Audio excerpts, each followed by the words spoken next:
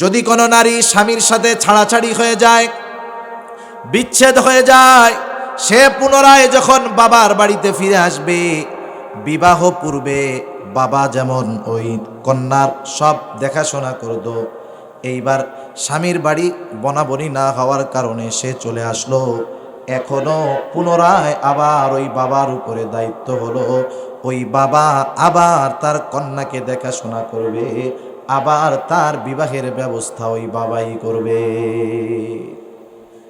যদি বাবা না থাকে, অনেক সময় ভাইরা খারাপ আচরণ করে, এ সুযোগ নাই।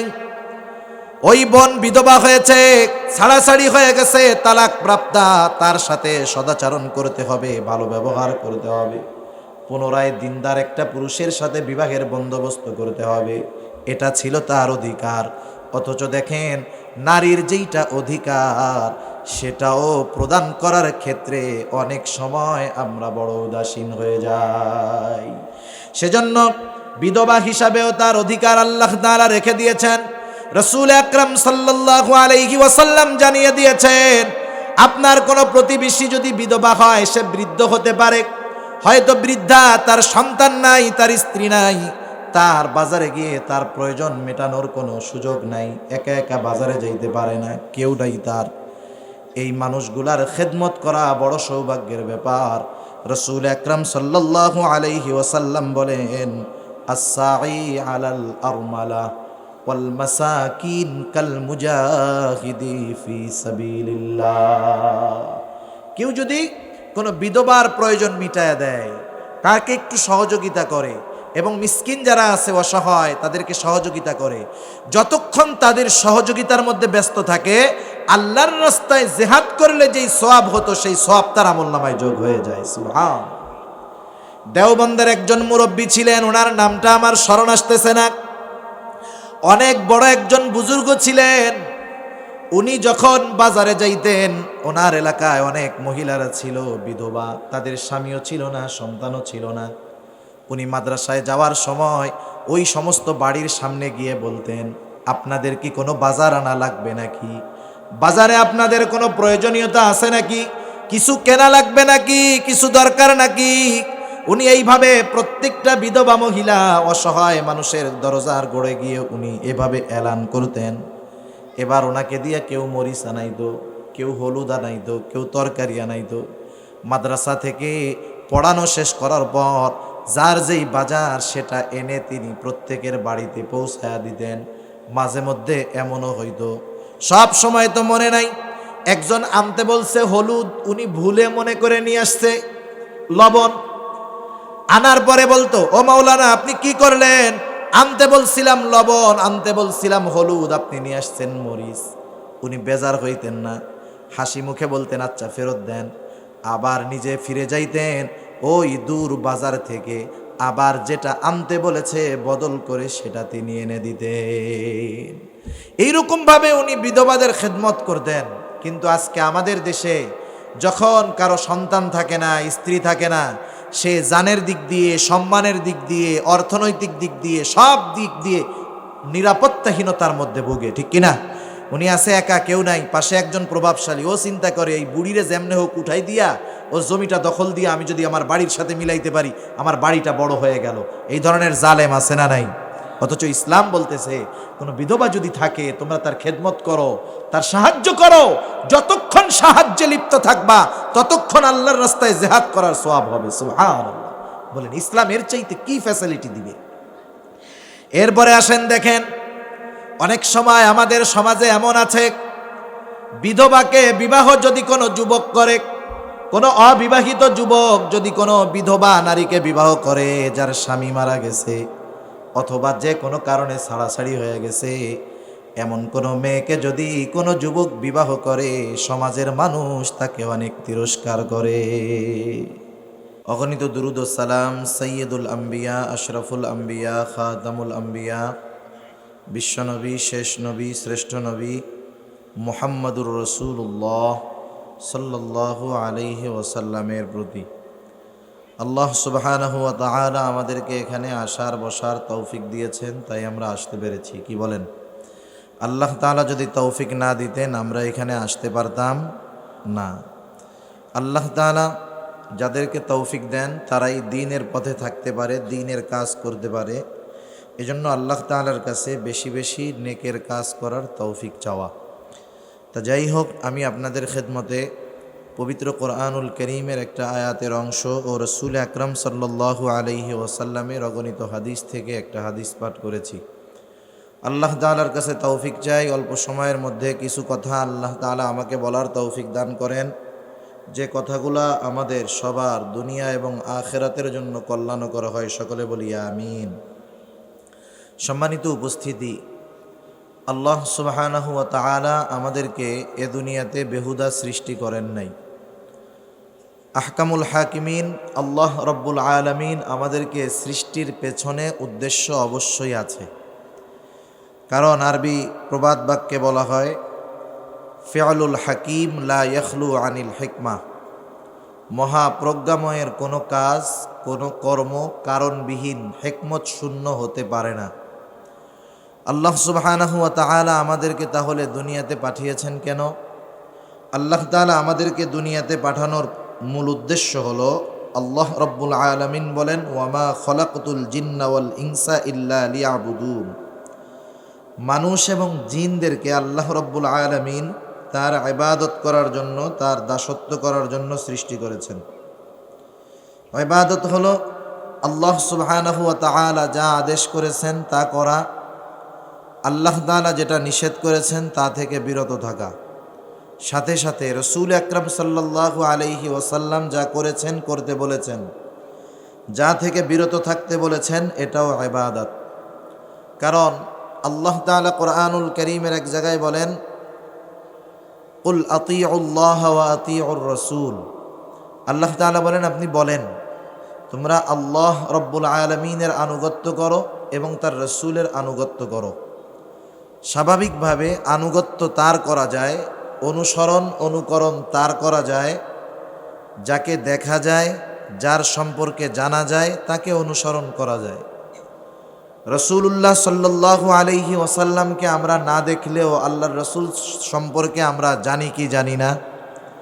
আমরা আল্লাহর রসুল সম্পর্কে জানি।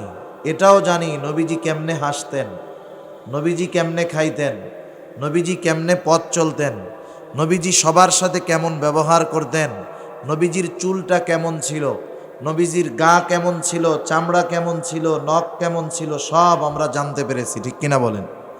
না দেখলেও এত পরিমাণ নবীজির ব্যাপারে আমরা জানি যে দেখার মতোই। এজন্য নবীজির অনুসরণ করা যায়। নবীজি কেমনে খাইছেন, মানুষের সাথে কেমন আচরণ করেছেন, সব আমরা জানি। কিন্তু আল্লাহ রব্বুল আলামিনকে দেখি নাই। আল্লাহ তাআলার আনুগত্য কিভাবে করব? এই প্রশ্ন আমাদের মনে আসতে পারে, স্বাভাবিক। এজন্য আল্লাহ তাআলা আরেক জায়গায় বিষয়টা স্পষ্ট করে দিয়েছেন। আল্লাহ রব্বুল আলামিন বলেন, মাইয়ুতিউর রাসূলা ফাকাদ আতা আল্লাহ। যে আমার রসুলের আনুগত্য করবে সে আমি আল্লাহ রব্বুল আলামিনের আনুগত্যকারী হিসাবেই বিবেচিত হবে। সুবহানাল্লাহ। তাহলে রাসূলুল্লাহ সাল্লাল্লাহু আলাইহি ওয়াসাল্লামের আদর্শের মধ্যে, কর্মের মধ্যে গোটা ইবাদত, গোটা দ্বীনকে আল্লাহ রাব্বুল আলামিন দিয়ে দিয়েছেন। তা যাই হোক, এই ইবাদত করার জন্যই আল্লাহ তাআলা আমাদেরকে সৃষ্টি করেছেন। আর ইবাদতের ক্ষেত্রে শুধু যে আমরা মনে করি যে নামাজ, রোজা, হজ, যাকাত এর মধ্যেই ইবাদত সীমাবদ্ধ, তা নয়। ইবাদত ব্যাপক এক জিনিস। একটা মানুষ খাবে, এটাও তার ইবাদত হতে পারে। একটা মানুষ জরুরত সারবে, ইস্তেনজায় যাবে, প্রস্রাব পায়খানা করবে, আল্লাহ রসুল সাল্লাল্লাহু আলাইহি ওয়াসাল্লামের সিস্টেম অনুযায়ী করলে ওটাও ইবাদত হবে। এজন্য আল্লাহ তাআলা আমাদেরকে ইবাদত করার জন্য সৃষ্টি করেছেন। মানে আমাদের গোটা জিন্দেগির অনুসরণ অনুকরণ হতে হবে রসুল আকরাম সাল্লাল্লাহু আলাইহি ওয়াসাল্লামের জীবন আদর্শকে অনুসরণ করতে হবে। ঠিক কিনা বলেন? তা যাই হোক, এটা তো ব্যাপক এক জিনিস। ইবাদতের মধ্যে সৃষ্টির সেবা করা, এটাও অন্যতম একটা ইবাদত। যে যা হক প্রাপ্ত তাদের হক তাদেরকে দেওয়া, এটাও একটা ইবাদত। কারণ কিয়ামতের দিন আল্লাহ রাব্বুল আলামিনের দরবারে অনেক মানুষ ফেসে যাবে শুধু যেই অধিকারের অধিকারী ছিল, হকদার ছিল, তাদেরকে সেই অধিকার প্রদান না করার কারণে।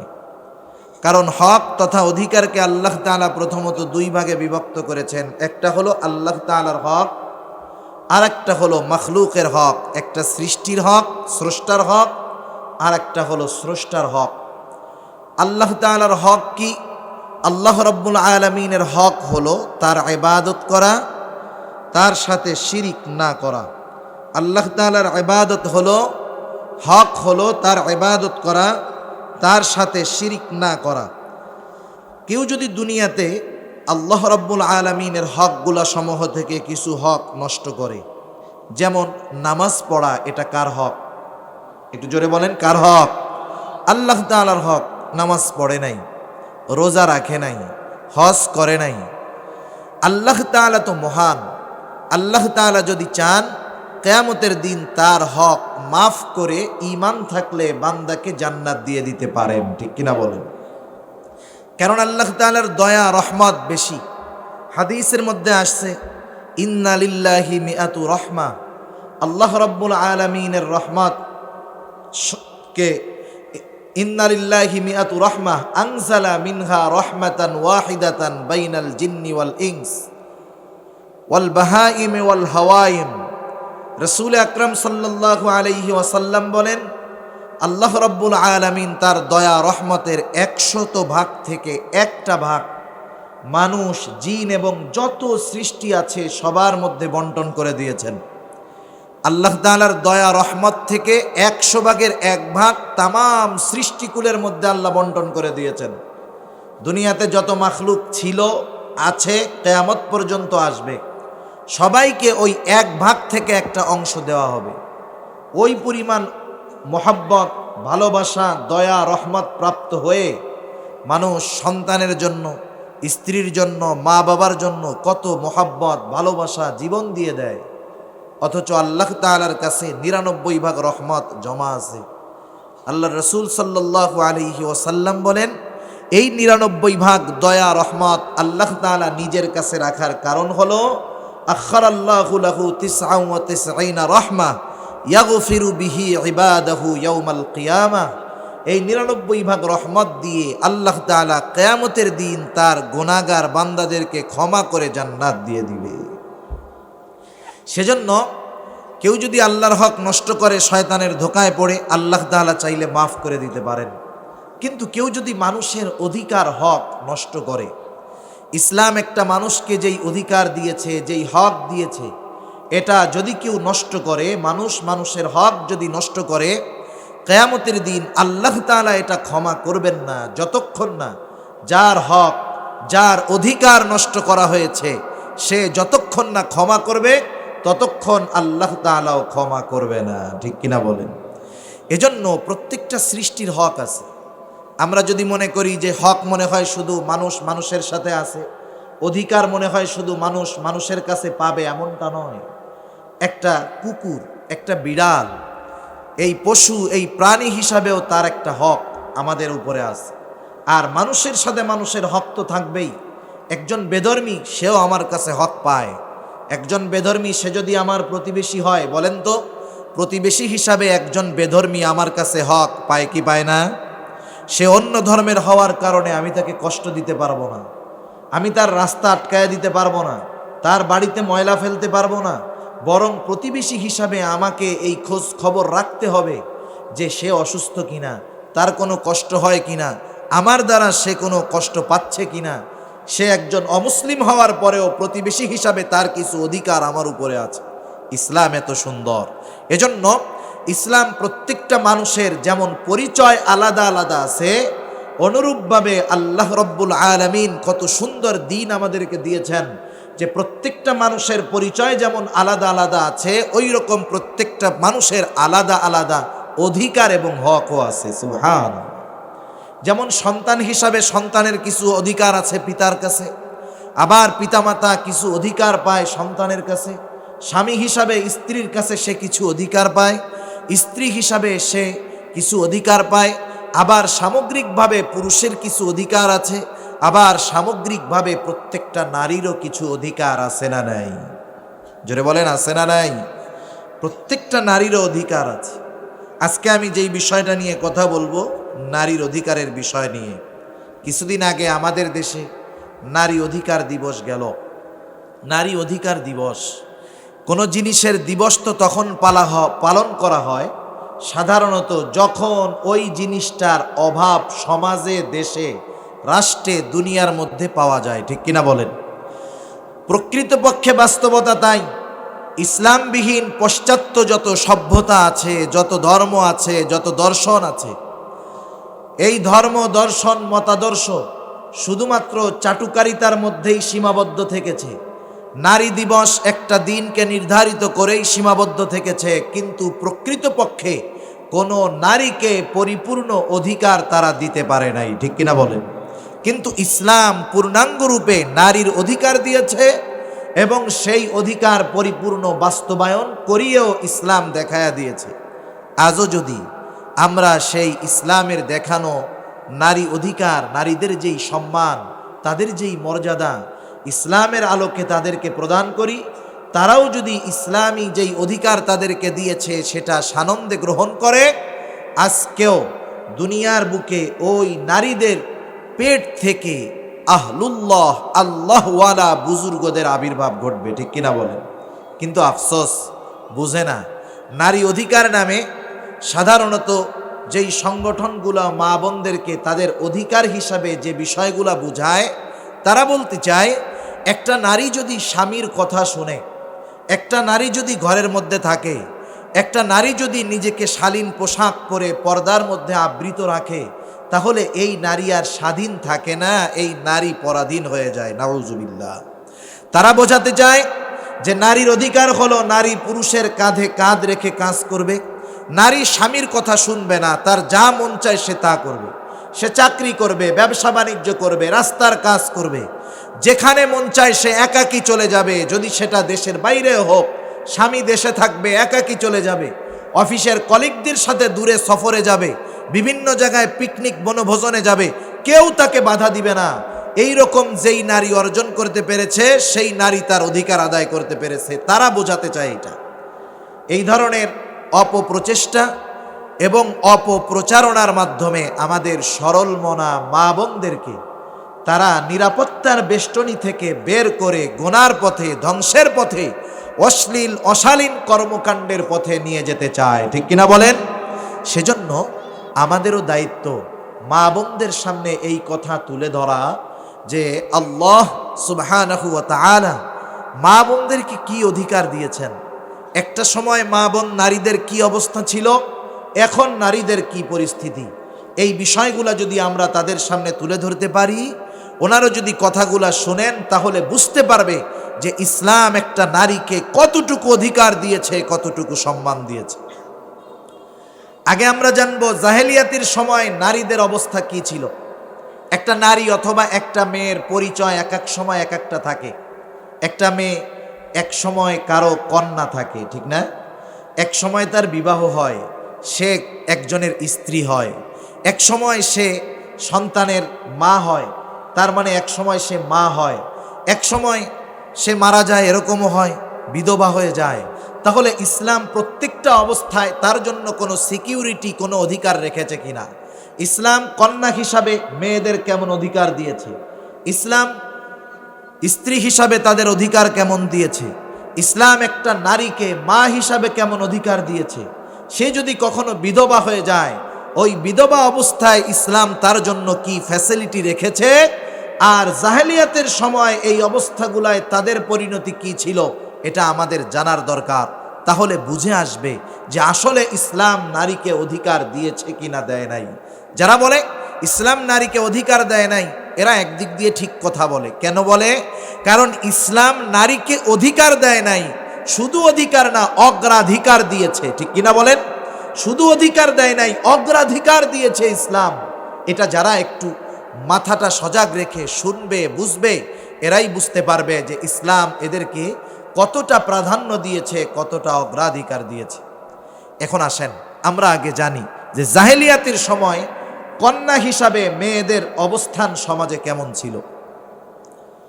আল্লাহ রাব্বুল আলামিন কোরআনুল কারীমের সূরাতুন নাহলের মধ্যে জানায় দেন, ওই জাহেলিয়াতের সময় যখন কোনো পিতার কাছে কোনো কন্যা সন্তান ভূমিষ্ঠ হওয়ার সংবাদ দেওয়া হতো, তাদের অবস্থা কি হতো? আল্লাহ রাব্বুল আলামিন কোরআনুল কারীমের মধ্যে বলেন, ওয়াইদা বুশিরা আহাদুহুম বিল উনসা যাল্লা ওয়াজহুহু মুসওয়াদ্দান ওয়া হুয়া কাযীম। আল্লাহ রাব্বুল আলামিন দেখেন, কারো যদি কন্যা সন্তান হয়, আল্লাহ রাব্বুল আলামিন এখানে বললেন ওয়াইদা বুশিরা আহাদুহুম, শুধুমাত্র সন্তান হওয়ার সংবাদ এমনটা বলেন নাই। আল্লাহ রাব্বুল আলামিন বলতেছেন, যখন কাউকে কন্যা সন্তান হওয়ার সুসংবাদ দেওয়া হতো, আল্লাহ তাআলা শুধু সংবাদ বলেন নাই, সুসংবাদ বলেছে। তার মানে এইখানে একটা বিষয় আমরা জানতে পারলাম, সন্তান যদি কন্যা হয় এটা শুধু সংবাদ নয়, এটা হলো সুসংবাদ। আল্লাহ তাআলা বলেন, তাদেরকে যখন কন্যা সংবাদের সুসংবাদ দেওয়া হতো, যাল্লা ওয়াজহুহু মুসওয়াদ্দান ওয়া হুয়া কাযীম, তাদের কন্যা সংবাদের সুসংবাদ পাওয়ার পরে কন্যা সন্তানের এই সুসংবাদ তাদেরকে আনন্দিত করতো না, বরং তাদের চেহারাটা অন্ধকারে নিমজ্জিত হয়ে যেত, কালো হয়ে যেত। নিজেদেরকে তারা অপমানিত, লাঞ্ছিত, অবহেলিত হিসাবে মনে করত। কন্যা সংবাদের সংবাদ তাদেরকে চেহারা কালা বানায় দিত, অপমান বোধ জাগ্রত করে দিত। শুধু তাই না, কারো যদি কন্যা সন্তান হতো, সে লজ্জায় মানুষকে মুখ দেখাইতো না। আল্লাহ রাব্বুল আলামিন বলেন, ইয়াতাওয়ারা মিনাল কওমি মিন সুই মা বুশিরা বিহি। আল্লাহ রাব্বুল আলামিন বলেন, এই কন্যা সন্তানের সুসংবাদ তাদেরকে লুকায় রাখতো। তারা কওমের থেকে, সমাজের মানুষ থেকে নিজেদেরকে লুকায় রাখতো। আর তারা কি চিন্তা করতো?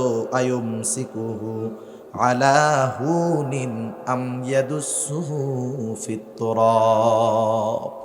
তারা কন্যা সন্তানকে নিজেদের জন্য অকল্যাণকর মনে করত।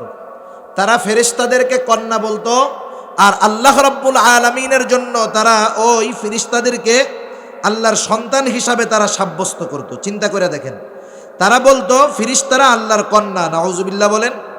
তারা বলতো ফেরেশতারা আল্লাহ তাআলার কন্যা, অথচ তারা নিজেদের ক্ষেত্রে যদি কন্যা হতো সেটাকে তারা মন্দ মনে করত। তার মানে ওরা বুঝাইতে চাইতো কন্যা আল্লাহর জন্য, আর ফেরেশতাদেরকে তারা খারাপ মনে করত। আল্লাহ তাআলা বলেন, ওয়ায়াজআলুনা লিল্লাহিল বানাতি সুবহানা ওয়া লাহুম মা ইয়াশতাহুন। তারা আল্লাহ রাব্বুল আলামিনের জন্য কন্যা সন্তানকে সাব্যস্ত করত, অথচ আল্লাহ তাআলার কি কোনো সন্তান আছে?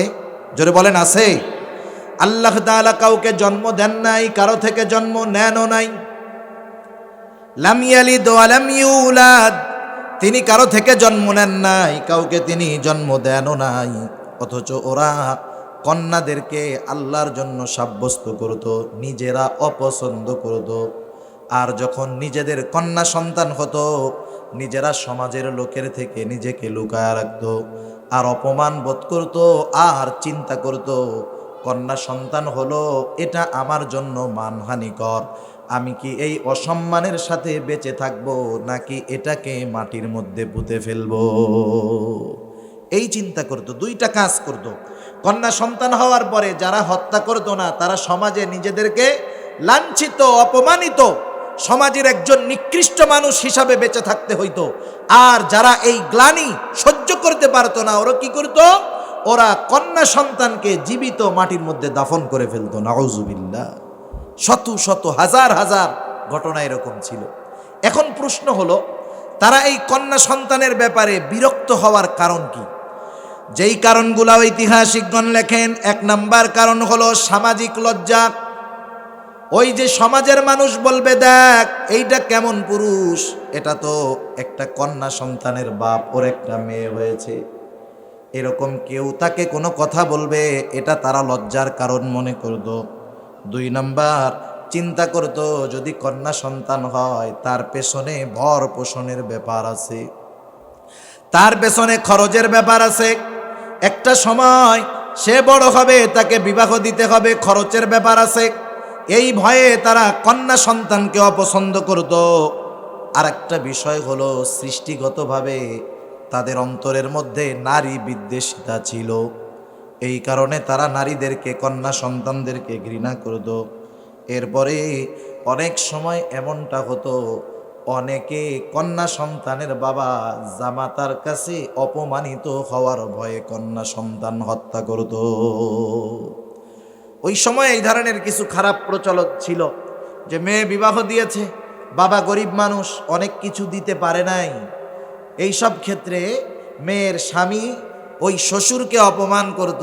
এই কারণে অনেকে কন্যা সন্তান হলে বেজার হয়ে যাইতো, নাখোশ হইতো। কেউ সমাজে অসম্মানের সাথে বেঁচে থাকতো, কেউ বা ওই মেয়েটাকে, কন্যাটাকে জিন্দা দাফন করে ফেলত। এই ধরনের অভ্যাস, এই ধরনের ব্যাপার স্যাপার আমাদের সমাজে আছে না নাই? এখনো অনেক মানুষ ওই জাহেলিয়াতের সময়ের চরিত্র আছে, যারা মেয়ে হলে বলতে লজ্জা পায়, যারা সমাজের কাছে মুখ দেখাইতে লজ্জা পায়, ভর পোষণের চিন্তা করে যে ভরণ পোষণ কি দিব, কি খাওয়াবো। এজন্য অনেক সময় কন্যা সন্তানের ব্যাপারে চিন্তা করে, ওইটা যদি ছেলে হয়, ওর পেছনে ব্যয় করার পরে ও তো একটা সময় ইনকাম করে আমাকে খাওয়াবে, বিবাহ দেওয়ার সময় আবার 20 লাখ টাকা খরচ হবে। এই চিন্তা করে যখন কন্যা সন্তান হতো তারাও বেজার হইতো। এখনকার সময়ের কিছু লোক হয়, ঠিক কিনা বলে? তাহলে দেখেন, যে কথা বোঝা গেল, জাহেলিয়াতের সময় কন্যা হিসাবে নারীদের কোনো অধিকার ছিল না। এই কন্যা একটা সময় হতো স্ত্রী, কারো না কারো স্ত্রী হতো। এখন স্ত্রী হিসাবে তাদের সামাজিক অবস্থা কেমন ছিল? 1 নাম্বার, এমনও তো হতো, স্বামী তার অন্য বন্ধুদেরকে খুশি করার জন্য তার নিজের স্ত্রীকে তার বন্ধুর কাছে পাঠায়া দিত। স্ত্রীরা স্বাধীনতা ছিল না, তাদের অধিকার তো তারা পায় নাই। বরং এমনও জাহেল স্বামী ছিল, যারা তার স্ত্রীকে অন্য বন্ধুদের কাছে পাঠায়া দিত। আবার অনেকে কি করত, যে সে নিজে হৃষ্টপুষ্ট নয়, সে নিজে অসুস্থ, দুর্বল, সে একজন হৃষ্টপুষ্ট শক্তিশালী যুবকের কাছে তার স্ত্রীকে পাঠায়া দিছে। কেন? তার মতো একটা তাগড়া দেহসম্পন্ন সুস্বাস্থ্যওয়ালা সন্তানের আশায় নিজ স্ত্রীকে স্বেচ্ছায় নিজে পরপুরুষের কাছে পাঠাইতে তারা দ্বিধাবোধ করতো না। নাউজুবিল্লাহ। এমনও তো করত, বন্ধুর স্ত্রীদের সাথে তারা নিজেদের স্ত্রীদেরকে রদবদল করত। শুধুমাত্র দৈহিক সুখের উপকরণ হিসাবে তারা বিবাহ করত। আবার সমাজের ভিতরে এমনও খারাপ অবস্থা ছিল, বহু স্বামীর প্রচলন ছিল। তার মানে স্ত্রী একজন, তার স্বামী হতো অনেকজন। এই ছিল স্ত্রীদের বৈবাহিক অবস্থা। তারা স্বামীদের দ্বারাও নির্যাতিত হতো, জুলুমের শিকার হতো। এখন এই স্ত্রীরা তো একসময়, এই মহিলারা একসময় মা হয়। মা হয় কি হয় না? মা হিসাবে তাদের অধিকার কি ছিল? ইসলাম তো কত সুন্দর অধিকার দিয়েছে। স্বামী মারা যাওয়ার পর মায়ের সব দেখাশোনা, সব কিছুর দায়িত্ব হলো সন্তানের উপর। কিন্তু মা হিসাবে এমন অবস্থা ছিল তাদের জাহেলিয়াতের সময়, বাবা মারা গেছে, এখন বাবার সন্তান আছে, স্ত্রী আছে। অনেক ক্ষেত্রে এমনও ঘটত, বাবা মারা যাওয়ার পর যেই মা তাকে গর্ভে ধারণ করেছে, সে তার ওই মাকে বিবাহ করত। কতটা নিকৃষ্ট একটা অবস্থা ছিল মা বোনদের। একটু চিন্তা করে দেখেন, কত কঠিন এক জিন্দেগি জাহেলিয়াতের সময় গিয়েছে। মনিটরের আওয়াজ বাড়ান, মনিটরের আওয়াজ ছাড়েন আরো। কতটা কঠিন এক জিন্দেগি গেছে। কন্যা হিসাবে না ছিল অধিকার, স্ত্রী হিসাবে না ছিল অধিকার, মা হিসাবে না ছিল অধিকার। স্বামী মারা যাওয়ার পরে স্বামীর সম্পদে স্ত্রীর হক কিছু আছে না নাই? স্বামীর সম্পদ থেকে তাদেরকে বঞ্চিত করা হতো। মা হিসাবে সেই জন্য তারা সমাজের মধ্যে কোনো অধিকার পেত না, সম্মান পেত না, লাঞ্ছনা বঞ্চনার শিকার হওয়া লাগতো। অনেক সময় এমন হয়, স্বামী মারা গেছে, সন্তান টন্তান কিছু নাই, বিধবা। যেই মানুষগুলো বিধবা হতো, যাদের স্বামী দুনিয়ায় থাকতো না, তারা পারিপার্শ্বিক অনেক জালেমদের জুলুমের শিকার হতো। শুধু তাই না, যেই মহিলার স্বামী মারা যেত, অনেক সময় ওই বাড়িতে অন্যান্য মানুষেরা তার সাথে দাসীর মতো আচরণ করত। এগুলা সভ্য সমাজেও আছে, আমাদের সমাজে এখনো আছে এরকম, যে একজন যুবক বয়স বিবাহ হয়েছে, একেবারে কম বয়সী একটা বাচ্চা হয়েছে, স্বামী মারা গেছে, এইবার স্বামীর বাড়িতে তার আর অধিকার থাকে না, তার সাথে খারাপ আচরণ করা হয়, ঘরের মধ্যে চাকরানির মতো তাকে খাটানো হয়। কেন? তার স্বামী নাই, সে বিধবা, এজন্য তার উপরে অনেক ধরনের জুলুম অত্যাচার চলে কি চলে না বলেন? এগুলো জাহেলিয়াতের সময়ের কাজ, কিন্তু ইসলাম কত সুন্দর অবস্থান দিয়েছে নারীদেরকে। এ তো গেল তার সামাজিক স্ট্যাটাস, সামাজিক মর্যাদা। অর্থনৈতিক দিক দিয়ে তাদের অবস্থা কি ছিল? সকল ধরনের অর্থনৈতিক বিষয় থেকে তারা বঞ্চিত। তারা উত্তরাধিকার সূত্রে কোনো সম্পদের মালিক হতে পারত না, না তার বাবার সম্পদ, না তার স্ত্রীর সম্পদ, না তাদের সন্তানদের সম্পদ, কোনো কিছুতে নারীদের সম্পদের কোনো মালিকানা ছিল না, কোনো অধিকার ছিল না। একটু চিন্তা করেন, এই ছিল নারীদের অবস্থা। কিন্তু ইসলামের আগমন ঘটল। ইসলাম কি দিয়েছে নারীদের? ইসলাম নারীদের শুধু অধিকার দেয় নাই, ইসলাম নারীদেরকে সর্বক্ষেত্রে সর্ব অবস্থায় সর্বোচ্চ অধিকার দিয়েছে। সুবহানাল্লাহ বলুন। ইসলাম কি দিল নারীদেরকে? এক নাম্বার আসেন, ইসলাম নারীদেরকে দিয়েছে অধিকার, ইসলাম নারীদেরকে দিয়েছে নিরাপত্তা, সম্মান, মর্যাদা। কন্যা হিসেবে তাকে অধিকার দিয়েছে, কন্যা হিসাবে তাকে সম্মান দিয়েছে, কন্যা হিসাবে তাকে মর্যাদা দিয়েছে ইসলাম। রাসূল আকরাম সাল্লাল্লাহু আলাইহি ওয়াসাল্লাম কত সুন্দর আমাদেরকে জানায় দিয়েছেন যে যাদের কন্যা সন্তান হবে তারা সৌভাগ্যবান, আর এই কন্যা সন্তান যদি যথাযথভাবে লালন করতে পারে, পালন করতে পারে, এই বাবা এই পিতার ঠিকানা হয়ে যাবে জান্নাত। কারণ সন্তান ছেলে হবে না মেয়ে হবে। সাউন্ড দেন না কেন? সাউন্ড বাড়ান, এখানে সাউন্ড লাগবে, আরো কানে আওয়াজ আসতেছে না, আওয়াজ ক্লিয়ার করবেন একবার। ইসলাম অধিকার দিয়েছে, কি দিয়েছে? কারণ কোন সন্তান ছেলে হবে না মেয়ে হবে, কি হবে, এটা দুনিয়ার কেউ জানে না। জানে? দুনিয়ার কারো হাতে না এটা। দুনিয়ার, আপনি ভলিউমটা ক্লিয়ার করবেন, ডিজিটাল লাগবে না, আওয়াজ ক্লিয়ার হবে, টনটন হবে মাইকের মতো।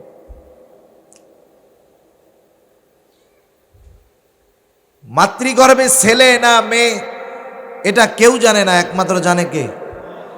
দুনিয়ার কোনো প্রযুক্তিও জানে না। প্রযুক্তি আপনার সিটি স্ক্যান এর মাধ্যমে বা এক্সরের মাধ্যমে কোন সময় জানা যায় ছেলে না মেয়ে?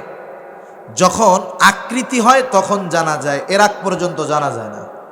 যখন তারা মাংসপিণ্ডে রূপান্তরিত থাকে, মায়ের গর্ভে থাকে, তখন পর্যন্ত বলা যায় না যে এটা ছেলে হবে না মেয়ে হবে। কিন্তু আল্লাহ তাআলা এর আগেই জানেন যে এই মাতৃগর্ভে ছেলে হবে না মেয়ে হবে। এই খবর কার কাছে আছে? আল্লাহ রাব্বুল আলামিন সেই কথাই বলেন, ইন্নাল্লাহা ইনদাহু ইলমুস সাআহ ওয়া ইউনাজ্জিলুল গায়থ ওয়া ইয়ালামু মা ফিল আরহাম। আল্লাহ রাব্বুল আলামিন জানে কোন সময় মেঘ হবে, কোন মেঘে বৃষ্টি হবে। আল্লাহ তাআলা জানেন গর্ভের মধ্যে কি আছে, সেটা ছেলে না মেয়ে, কে জানে? জোরে বলেন।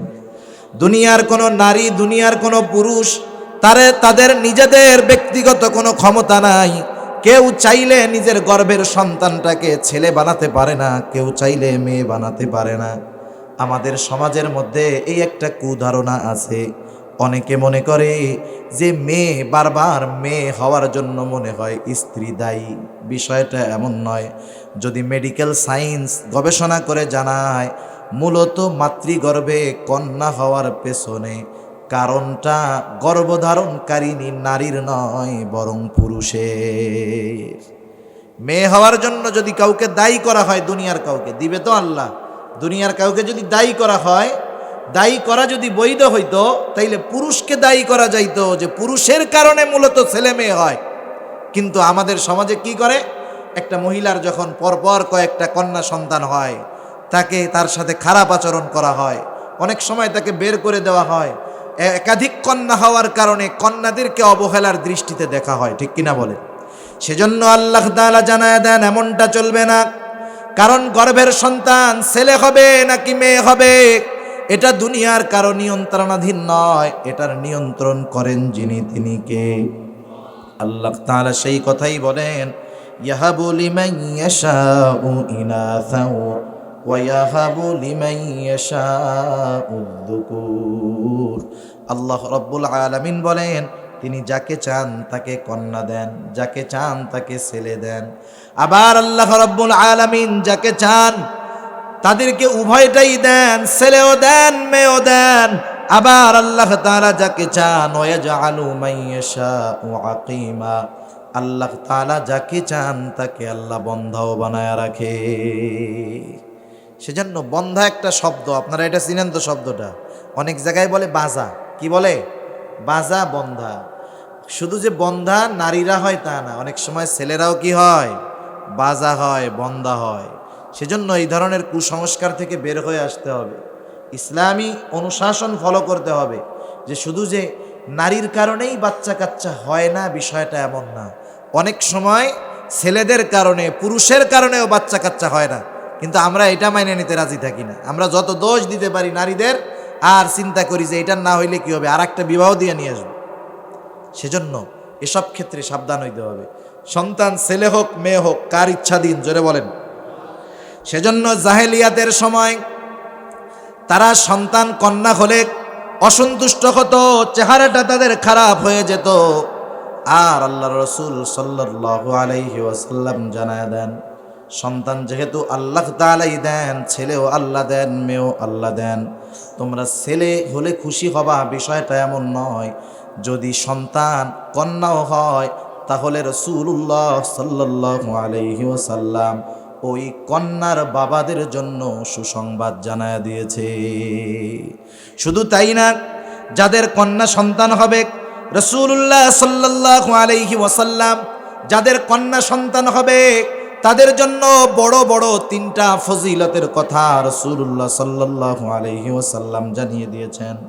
এক নাম্বার ফজিলত, কন্যা সন্তানের কারণে জাহান্নাম থেকে সে মুক্তি পাবে। 2 নাম্বার, জান্নাত লাভ করবে। 3 নাম্বার, রাসূলুল্লাহ সাল্লাল্লাহু আলাইহি ওয়াসাল্লামের সঙ্গী হয়ে যাবে। রাসূল আকরাম সাল্লাল্লাহু আলাইহি ওয়াসাল্লাম বলেন, মানিবতুলিয়া বিশাইইম মিনাল বানাতি ফাসাবারা আলাইহিন কুন্না লাহু হিজাবাম মিনান নার। কন্যা সন্তান হলে অধৈর্য হওয়া যাবে না।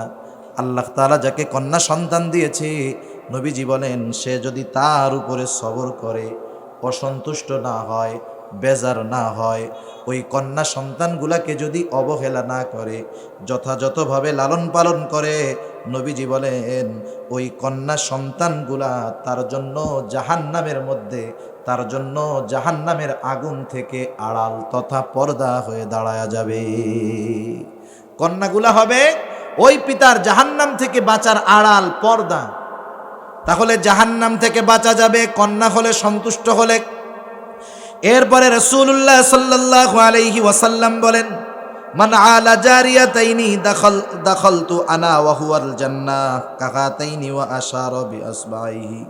নবীজি বলেন, যার 2টা কন্যা হবে, এই 2টা কন্যা যথাযথভাবে লালন পালন করবে, দিন শিখাবে, সাথে সাথে দিনদার ছেলেদের সাথে বিবাহ দিয়ে দিবে, রাসূল আকরাম সাল্লাল্লাহু আলাইহি ওয়াসাল্লাম বলেন, আমি আর সে একত্রে জান্নাতে থাকবো। শুধু তাই না, নবীজি 2টা আঙ্গুলের ইশারা দিয়া বলেন, এই 2টা আঙ্গুল যেমন পাশাপাশি, ওই 2 সন্তান, 2 কন্যা সন্তানের বাবা আর আমি জান্নাতের মধ্যে এই রকম পাশাপাশি অবস্থান করব।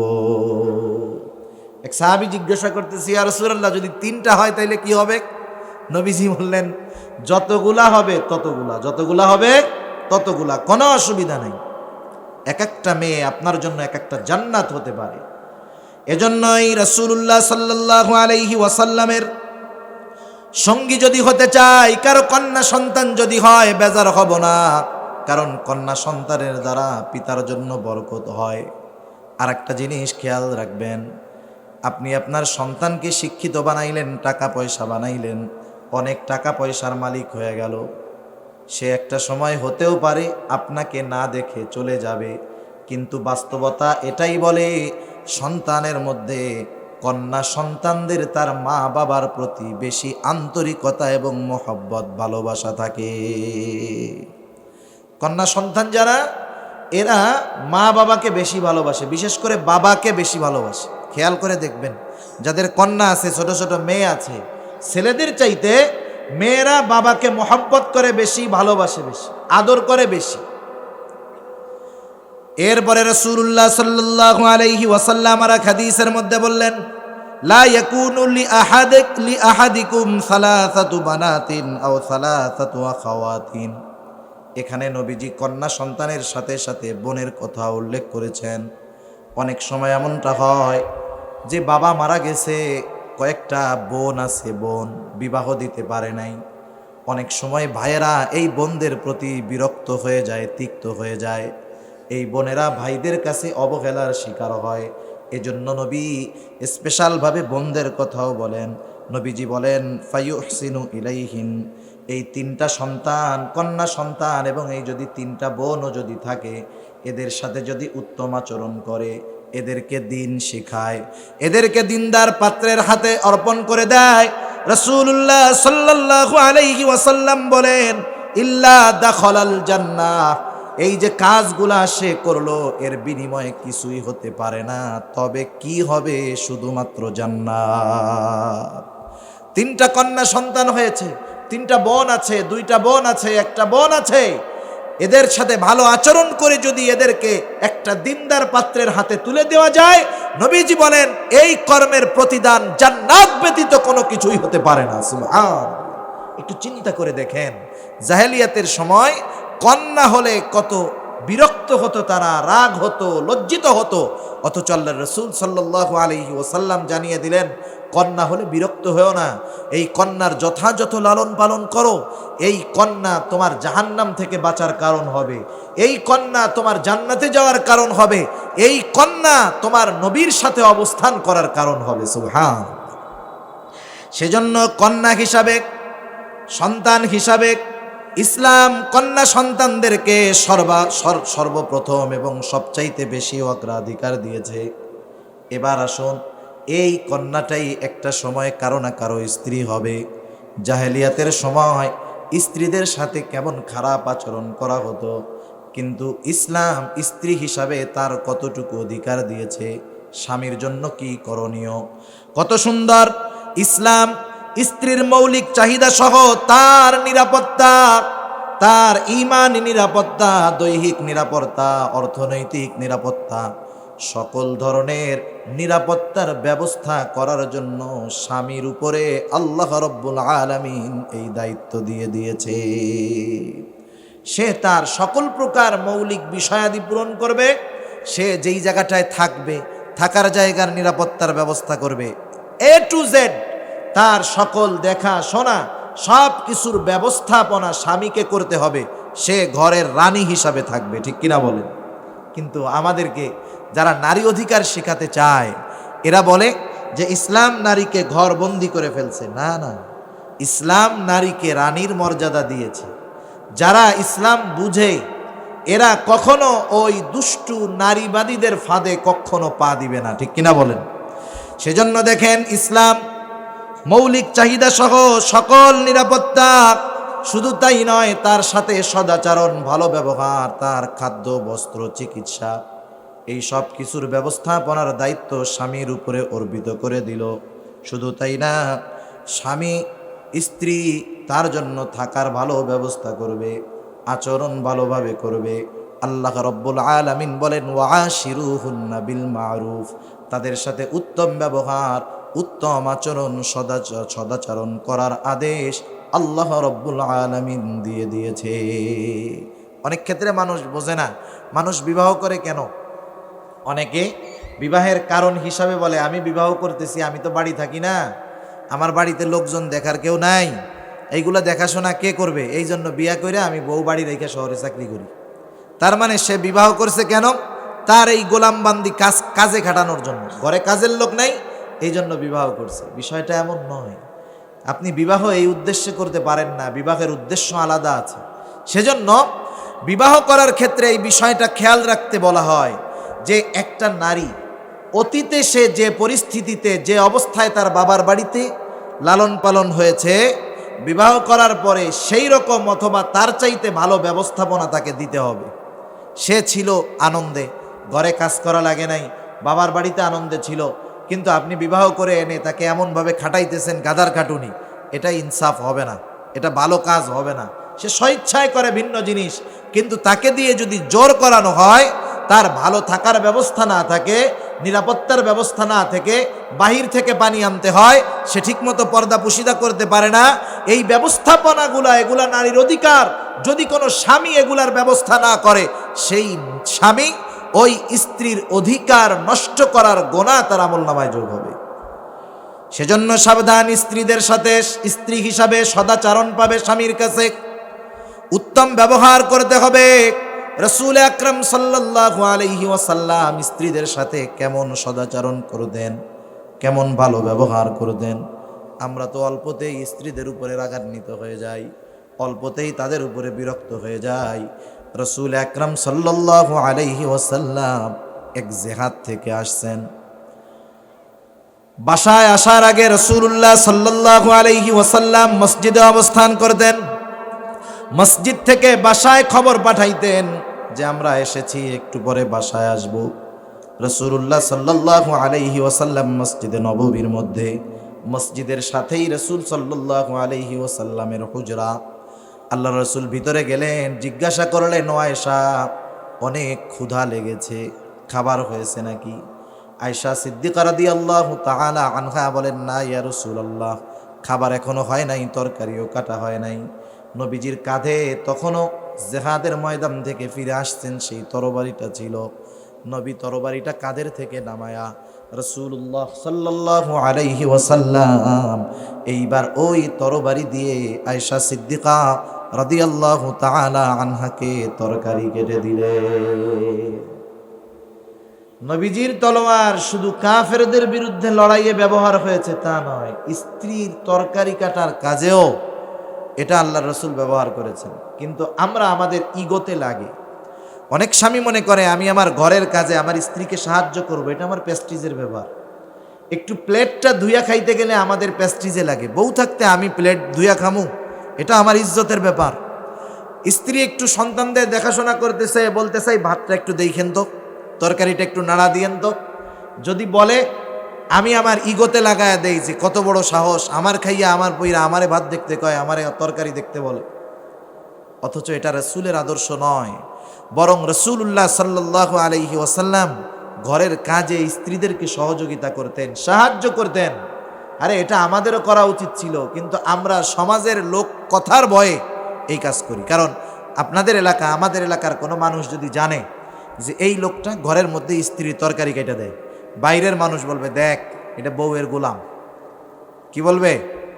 বউয়ের গোলাম, বউয়ের তরকারি কেটে দেয়, এই করে দেয়, সেই করে দেয়। খবরদার, মানুষের কথা দিয়ে দিন চলবে না। আপনার পরিবারে যদি অশান্তি হয়, মানুষ শান্তি দিতে পারবে না, ওরা আরো ঘি ঢেলে অশান্তি সৃষ্টি করতে পারবে, ঠিক কিনা বলেন?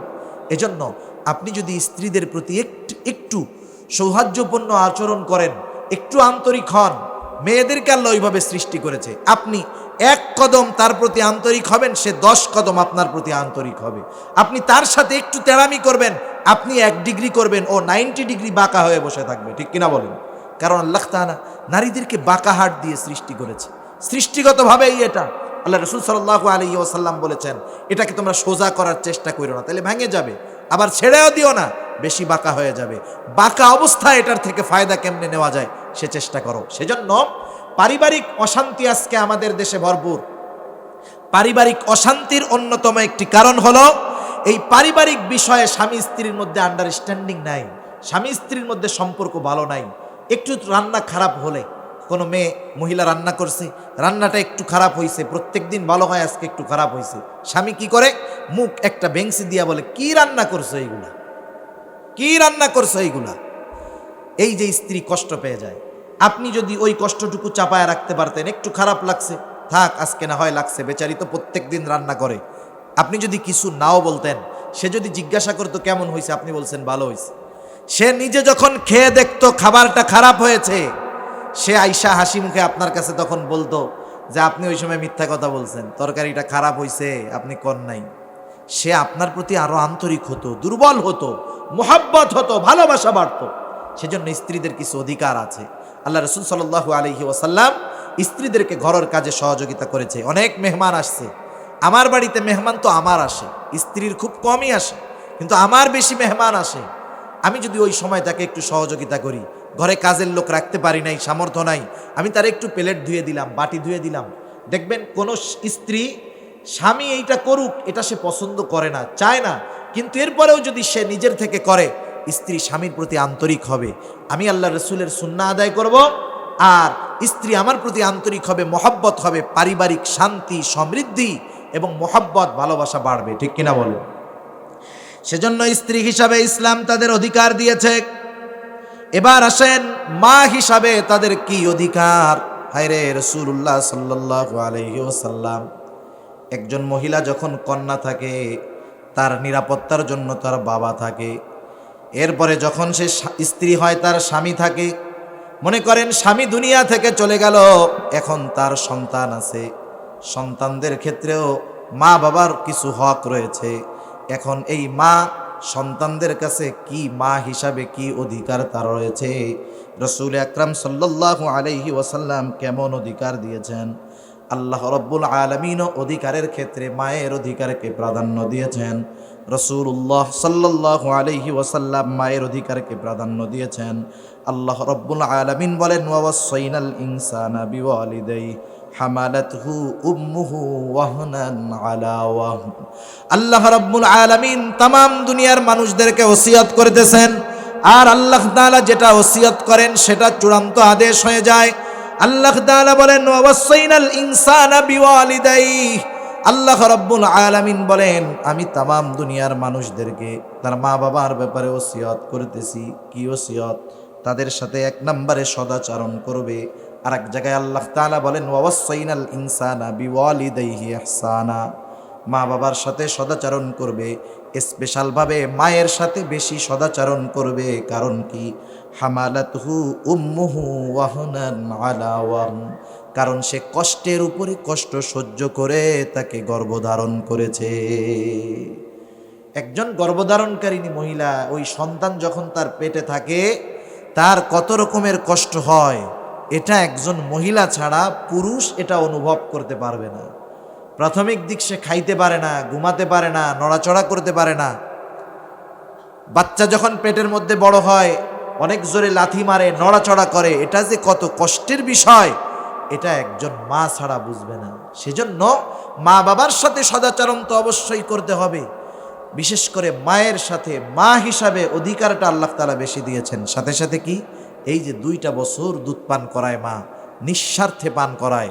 ওই সময় ওই সন্তানের খাওয়ার মতো কোনো কিছু ছিল না, তার শরীরের সাথে অ্যাডজাস্ট করে এমন কিছু বাজারে পাওয়া যাইতো না, কিন্তু আল্লাহ তাআলা মায়ের স্তনে তার জন্য উপযোগী করে দুধ দিয়েছেন। আর মা ধৈর্যের সাথে তাকে লালন পালন করছে। শত ব্যস্ততা, শত কষ্ট সব কিছু উপেক্ষা করে সন্তান যখন ক্ষুধার জন্য কান্নাকাটি করেছে, সব ব্যস্ততাকে ফেলে মা সন্তানকে আগে দুধ পান করাতে আসছে। ঠিক কিনা বলেন? সেজন্য মা হিসাবে নারীদের অধিকার ইসলাম বেশি দিয়েছে। রাসূল আকরাম সাল্লাল্লাহু আলাইহি ওয়াসাল্লামের কাছে একজন মানুষ আসছে। হযরত আবু হুরায়রা রাদিয়াল্লাহু তাআলা আনহু হতে বর্ণিত, তিনি বলেন, একজন মানুষ রাসূল আকরাম সাল্লাল্লাহু আলাইহি ওয়াসাল্লামের কাছে এসে বলল, ইয়া রাসূলুল্লাহ, উত্তম আচরণের ব্যাপারে আমার কাছে সবচাইতে বেশি হকদার কে? রাসূল আকরাম সাল্লাল্লাহু আলাইহি ওয়াসাল্লাম বললেন, তোমার মা। লোকটা আবার জিজ্ঞাসা করলো, ইয়া রাসূলুল্লাহ, এরপরে কে? আল্লাহ রাসূল সাল্লাল্লাহু আলাইহি ওয়াসাল্লাম বললেন, তোমার মা। এরপরে লোকটা আবার জিজ্ঞাসা করলো, এরপর কে? রাসূল সাল্লাল্লাহু আলাইহি ওয়াসাল্লাম তৃতীয়বারও বললেন, তোমার মা। এরপরে লোকটা যখন বলল এরপরে কে, বললেন, তোমার পিতা এবং অন্যান্য যারা আছে তারা। তাহলে আমার জিন্দেগির উত্তম আচরণ, খেদমত সব কিছুকে যদি আমি 4 ভাগ করি, তার 3 ভাগের অধিকার হলো আমার মার। সুবহানাল্লাহ বলেন। বাকি 1 ভাগ পাবে সবাই। ইসলাম এমন অধিকার দিয়েছে মা হিসাবে একজন নারীকে, অথচ তারা বুঝে না। এরপরে আসেন বিধবা হিসাবে। কেউ যদি বিধবা হয়ে যায়, তার সন্তান নাই দেখাশোনা করার মতো, স্বামী তো নাই, সেজন্যই বিধবা।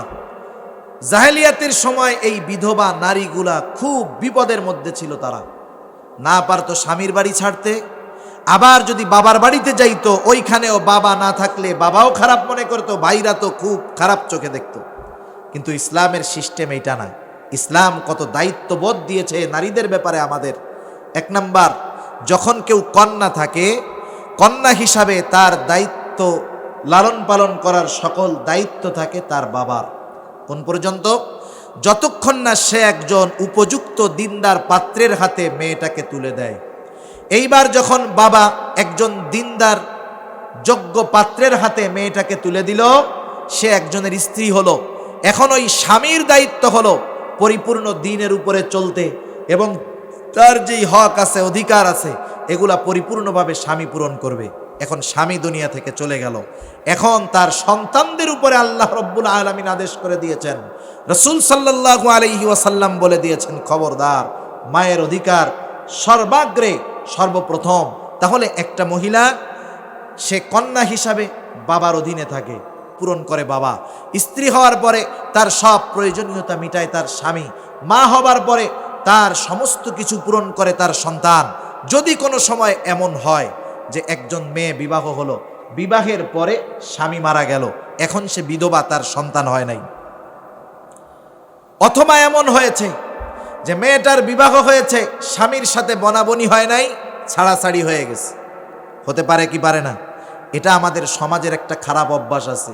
স্বামী স্ত্রীর মধ্যে যদি কখনো বিচ্ছেদ ঘটে, এটা কেউ কখনো কামনা করে না, যদিও ঘটে, আমরা সব সময় নারীদেরকে দোষারোপ করি। আমরা মনে করি এই সংসার বিচ্ছেদের মধ্যে দায়ী একমাত্র নারী। কিন্তু এমনটাও তো হতে পারে যেই পুরুষটার সাথে ভালো ভেবে বিবাহ দেওয়া হয়েছিল, সেই পুরুষটার ক্যারেক্টার ভালো না, সে মাদকাসক্ত, সে চারিত্রিক দিক দিয়ে খারাপ, দিনদারি নাই, বদ্দিনী ভরা। অথচ এমনও হতে পারে ওই স্বামী ওই মেয়েটাকে গুনার পথে যেতে বলে, পার্টিতে যেতে বলে, বন্ধুদের সামনে যেতে বলে। এই কারণে কন্যা তার দিনকে হেফাজত করার জন্য সেই স্বামীর সাথে সম্পর্ক ত্যাগ করার চেষ্টা করেছে। হতে পারে সে দিনের জন্য বিবাহ বিচ্ছেদ ঘটেছে, হতে পারে। কিন্তু আমরা আমাদের সামাজিক যেই অন্ধতা আমাদের মধ্যে আছে, আমরা মনে করি যে বিবাহ বিচ্ছেদ হওয়ার জন্য মনে হয় শুধু মেয়েরাই দায়ী। এই এক চোখা চিন্তা থেকে আমাদেরকে বাইর হয়ে আসতে হবে। মনে করেন হতে পারে একটা বোন স্বামীর সাথে তার বনাবনি হয় নাই, খারাপ, এখন ছাড়াছাড়ি হয়েছে, তালাক হয়েছে, সে এখন আছে বাবার বাড়ি, ঠিক কিনা? এই যে বিবাহ বিচ্ছেদ হলো, খারাপ স্বামীর ঘর থেকে আবার বাবার ঘরে আসলো, অনেকে এই সময় নিজের মেয়েটাকে ভালো চোখে দেখে না। ওই বিবাহের আগে কন্যার উপরে যেমন যত্ন নিত, এখন বিধবা হয়ে আসছে, ছাড়াছাড়ি হয়ে গেছে, আসছে, আগের মতো আচরণ করে না। কিন্তু ইসলামে সুযোগ দেয় নাই। যদি কোনো নারী স্বামীর সাথে ছাড়াছাড়ি হয়ে যায়, বিচ্ছেদ হয়ে যায়, সে পুনরায় যখন বাবার বাড়িতে ফিরে আসবে, বিবাহ পূর্বে বাবা যেমন ওই কন্যার সব দেখাশোনা করত, এইবার স্বামীর বাড়ি বনাবনি না হওয়ার কারণে সে চলে আসলো। এখনো পুনরায় আবার ওই বাবার উপরে দায়িত্ব হলো, ওই বাবা আবার তার কন্যাকে দেখাশোনা করবে, আবার তার বিবাহের ব্যবস্থা ওই বাবাই করবে। যদি বাবা না থাকে, অনেক সময় ভাইরা খারাপ আচরণ করে, এ সুযোগ নাই। ওই বোন বিধবা হয়েছে, ছাড়াছাড়ি হয়ে গেছে, তালাক প্রাপ্তা, তার সাথে সদাচরণ করতে হবে, ভালো ব্যবহার করতে হবে, পুনরায় দিনদার একটা পুরুষের সাথে বিবাহের বন্দোবস্ত করতে হবে। এটা ছিল তার অধিকার। অথচ দেখেন নারীর যেইটা অধিকার, সেটাও প্রদান করার ক্ষেত্রে অনেক সময় আমরা বড় উদাসীন হয়ে যাই। সেজন্য বিধবা হিসাবেও তার অধিকার আল্লাহ তাআলা রেখে দিয়েছেন। রাসূল আকরাম সাল্লাল্লাহু আলাইহি ওয়াসাল্লাম জানিয়ে দিয়েছেন, আপনার কোনো প্রতিবেশী যদি বিধবা হয়, সে বৃদ্ধ হতে পারে, হয়তো বৃদ্ধা, তার সন্তান নাই, তার স্ত্রী নাই, তার বাজারে গিয়ে তার প্রয়োজন মেটানোর কোনো সুযোগ নাই, একা একা বাজারে যাইতে পারে না, কেউ নাই তার। এই মানুষগুলার খেদমত করা বড় সৌভাগ্যের ব্যাপার। রাসূল আকরাম সাল্লাল্লাহু আলাইহি ওয়াসাল্লাম বলেন, আস-সাঈ আলাল আরমালা ওয়াল মাসাকিন কাল মুজাহিদি ফি সাবিলিল্লাহ। কেউ যদি কোনো বিধবার প্রয়োজন মিটায়া দেয়, কাকে একটু সহযোগিতা করে এবং মিসকিন যারা আছে অসহায় তাদেরকে সহযোগিতা করে, যতক্ষণ তাদের সহযোগিতার মধ্যে ব্যস্ত থাকে, আল্লাহর রাস্তায় জিহাদ করলে যেই সওয়াব হতো সেই সওয়াব তার আমলনামায় যোগ হয়ে যায়। সুবহান। দেওবন্দের একজন মুরব্বী ছিলেন, ওনার নামটা আমার স্মরণ আসতেছে না। অনেক বড় একজন বুজুর্গ ছিলেন। উনি যখন বাজারে যাইতেন, ওনার এলাকায় অনেক মহিলারা ছিল বিধবা, তাদের স্বামীও ছিল না, সন্তানও ছিল না। উনি মাদ্রাসায় যাওয়ার সময় ওই সমস্ত বাড়ির সামনে গিয়ে বলতেন, আপনাদের কি কোনো বাজার আনা লাগবে নাকি? বাজারে আপনাদের কোনো প্রয়োজনীয়তা আছে নাকি? কিছু কেনা লাগবে নাকি? কিছু দরকার নাকি? উনি এইভাবে প্রত্যেকটা বিধবা মহিলা অসহায় মানুষের দরজার গড়ে গিয়ে উনি এভাবে এলান করতেন। এবার ওনাকে দিয়ে কেউ মরিচ আনাইতো, কেউ হলুদ আনাইতো, কেউ তরকারি আনাইতো। মাদ্রাসা থেকে পড়ানো শেষ করার পর যার যেই বাজার সেটা এনে তিনি প্রত্যেকের বাড়িতে পৌঁছায়া দিতেন। মাঝে মধ্যে এমনও হইতো, সব সময় তো মনে নাই, একজন আনতে বলছে হলুদ, উনি ভুলে মনে করে নিয়ে আসছে লবণ। আনার পরে বলতো, ও মাওলানা আপনি কি করলেন? আনতে বলছিলাম লবণ, আনতে বলছিলাম হলুদ, আপনি নিয়ে আসছেন মরিচ। উনি বেজার হইতেন না, হাসি মুখে বলতেন আচ্ছা ফেরত দেন। আবার নিজে ফিরে যাইতেন ওই দূর বাজার থেকে, আবার যেটা আনতে বলেছে বদল করে সেটা তিনি এনে দিতেন। এইরকম ভাবে উনি বিধবাদের খেদমত করতেন। কিন্তু আজকে আমাদের দেশে যখন কারো সন্তান থাকে না, স্ত্রী থাকে না, সে জানের দিক দিয়ে, সম্মানের দিক দিয়ে, অর্থনৈতিক দিক দিয়ে, সব দিক দিয়ে নিরাপত্তাহীনতার মধ্যে ভোগে, ঠিক কিনা? উনি আছে একা, কেউ নাই, পাশে একজন প্রভাবশালী, ও চিন্তা করে এই বুড়িরে যেমনে হোক উঠাই দিয়া ও জমিটা দখল দিয়া আমি যদি আমার বাড়ির সাথে মিলাইতে পারি, আমার বাড়িটা বড় হয়ে গেল। এই ধরনের জালেম আছে না নাই? অথচ ইসলাম বলতেছে কোনো বিধবা যদি থাকে তোমরা তার খেদমত করো, তার সাহায্য করো। যতক্ষণ সাহায্যে লিপ্ত থাকবা ততক্ষণ আল্লাহর রাস্তায় জিহাদ করার সওয়াব হবে। সুবহানাল্লাহ। বলেন ইসলাম এর চাইতে কি ফ্যাসিলিটি দিবে? এরপরে আসেন দেখেন, অনেক সময় আমাদের সমাজে এমন আছে, বিধবাকে বিবাহ যদি কোনো যুবক করে, কোনো অবিবাহিত যুবক যদি কোনো বিধবা নারীকে বিবাহ করে যার স্বামী মারা গেছে অথবা যে কোনো কারণে ছাড়াছাড়ি হয়ে গেছে, এমন কোনো মেয়েকে যদি কোনো যুবক বিবাহ করে, সমাজের মানুষ তাকে অনেক তিরস্কার করে। এই তিরস্কার যারা করে এরা যে কত খারাপ কাজ করে ও যদি বুঝতো তাইলে করতো না।